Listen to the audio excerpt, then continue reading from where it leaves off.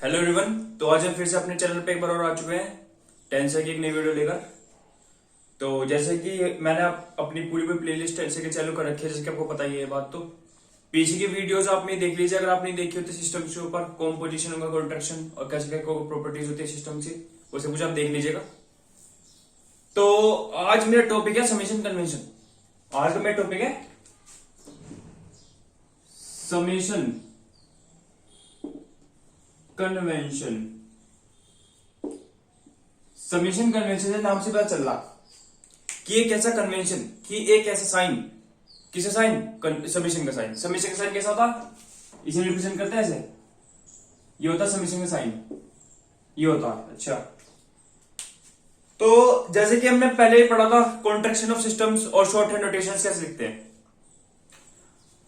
अभी तक मैंने आपको पढ़ा था कि फर्स्ट ऑर्डर सिस्टम जो होता है, फर्स्ट ऑर्डर सिस्टम जो होता है वो कुछ इस तरीके का होता है, a to the power i b j, ये आई पावर नहीं है, sorry upper indices lower indices है जे, ठीक है। और हाँ, ये होता है कि क्या होता है फर्स्ट ऑर्डर सिस्टम। यहां पे हमें अभी तक सब पता था कि आई और जे की वैल्यू जो है उनकी रेंज हमें पता होती थी कि 1 to n तक जा रही है, यह 1 2 3 4 है, 1 2 कितने n डायमेंशन स्पेस में जितनी भी है, ठीक है। लेकिन अगर देखो ये हुई एक तरीके short hand notation. Summation convention में चीजों कैसे लिखेंगे वो देख लीजिए आप। समेशन लगा लीजिए a i equal to 1 to n, summation लगा लीजिए j equal to 1 to n b j। इस तरीके से हम क्या करते हैं, समेशन कन्वेंशन लगाकर इसकी नोटेशन को इस तरीके से लिखते हैं। ये होती है शॉर्ट हैंड नोटेशन जिसमें हम समेशन नहीं लगाते, मतलब कि एक तरीके से वो होती है अपने आप में मानी, मतलब और लोग समझ जाते हैं कि अभी इसे लिखकर हमने ये लिखी है, मतलब कि है ये चीज लेकिन हमने लिख शॉर्ट हैंड में दी, बिना समेशन ही लिख दी, ठीक है।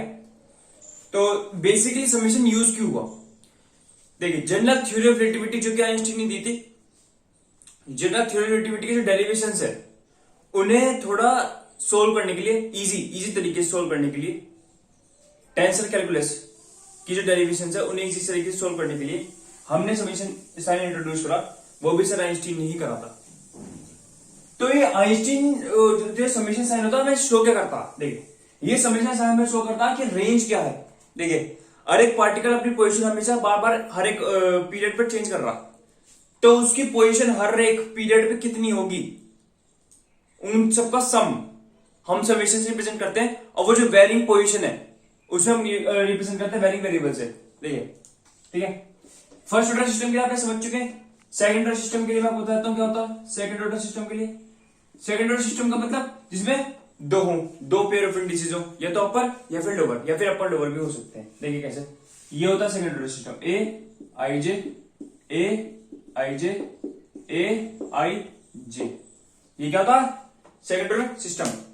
अब इसे भी हम शॉर्ट हैंड नोटेशन में लिखेंगे तो आई जे की वैल्यू डिटरमाइन कर देंगे, मैं बता दूंगा आई जे की वैल्यू है 1 to 1, ठीक है।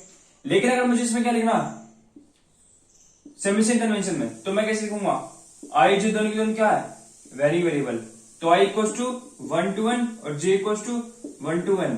आई क्या है रो, जे क्या है कॉलम। तो इस तरीके से हम समेशन कन्वेंशन यूज करते हैं। अब इसके थोड़े बहुत रूल्स होते हैं। देखिए रूल्स क्या होते हैं ऐसे थर्ड ऑर्डर सिस्टम के लिए।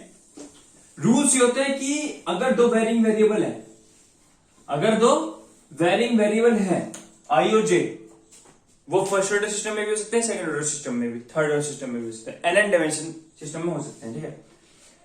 तो वो जो दोनों की दोनों वेरिंग वेरिएबल हैं, सबसे पहली बात हम दोनों की रेंज पता होनी चाहिए, उन दोनों की, जे की भी और आई की भी। मान लीजिए हमारे पास दोबारा से एक सेकंड ऑर्डर सिस्टम है जिसमें कह रहा हूं ए आई जे है। अगर हमें आई की रेंज पता है, जे की नहीं पता, अगर हमें आई की रेंज पता है, जे की नहीं पता, तो फिर ये किस तरीके का सिस्टम हुआ, कुछ होगा ही नहीं फिर तो। क्योंकि या तो आप ये कहिए कि जे है कांस्टेंट, यहाँ पे जे कांस्टेंट भी नहीं, जे की कुछ वैल्यू ही नहीं है, तो जे तो बेफालतू का कुछ है ही नहीं, इसका यूज ही नहीं है। तो हम तो इस कंडीशन में आई इक्वल टू जे कर सकते हैं हम, आई इक्वल टू जे कर लीजिए, सेकंड ऑर्डर बना दीजिए अगर आपको सेकंड ऑर्डर ही बनाना है तो, ठीक है। आई फिर उसके बाद हमने कहा था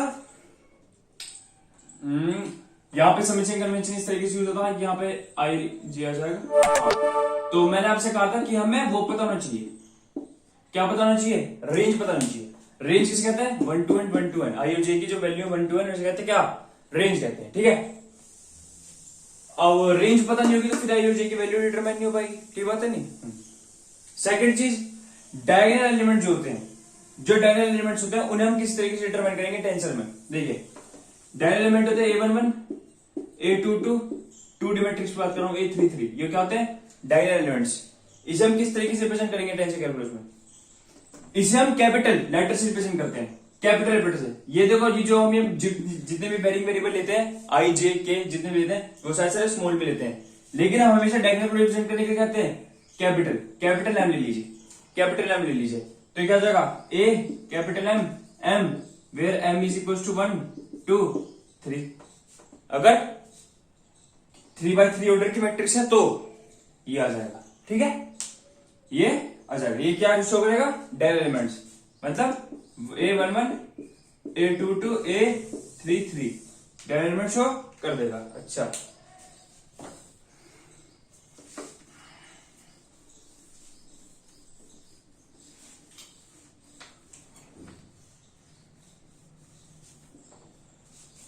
बाकी समेशन कन्वेंशंस, और जैसे कि मैं आपको चलो एक एग्जांपल लेके बता देता हूं, आपके आने वाली क्वेश्चन से एक एग्जांपल ले रहा हूं। मैं लेता हूं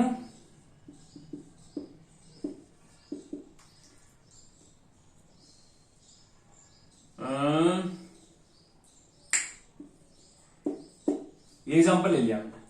ठीक है, एग्जांपल लिया। आप बाद में आके पढ़ेंगे डिस्क्रीट रेक्टेंगुलर पॉइंट्स, उसका एग्जांपल है, अभी मैं कुछ नहीं कर रहा। ये वैसे किस तरह के सिस्टम है, ये आपको साफ साफ दिखा के एक सेकंड ऑर्डर सिस्टम है यहाँ पे आपको, क्योंकि दो वेरिएबल जहां पे दिया वो सेकंड ऑर्डर सिस्टम। इसमें हम अगर लिखे आई जे की वैल्यू यहाँ पे डिटरमाइन कर दे तो हो जाएगी 1 to n। ये क्या होती है? Short hand notation. इतना मैं आपको बहुत बार बता चुका हूँ। लेकिन अगर मैं कहूँ से मुझे शॉर्ट हैंड नोटेशन में नहीं चाहिए, मुझे समेशन कन्वेंशन में लिखना, तो मैं कैसे लिखूंगा? समेशन कन्वेंशन लगाइए, यहाँ पे लिखिए i equals to 1 to n, j equals to 1 to n। ये होता है कॉलम, ये होता है रो, और delta i j y to i और y to the power i and k to the power j। बस यहां तक हम इसे इस तरीके से हम इसे समेशन कन्वेंशन में रिप्रेजेंट कर सकते हैं। तो आज की वीडियो में हमने क्या सीखा कि हम कैसे समेशन कन्वेंशन में किसी भी क्वेश्चन को लिख सकते हैं, और कैसे हम उसकी शॉर्ट हैंड नोटेशन को समेशन कन्वेंशन में कन्वर्ट कर सकते हैं।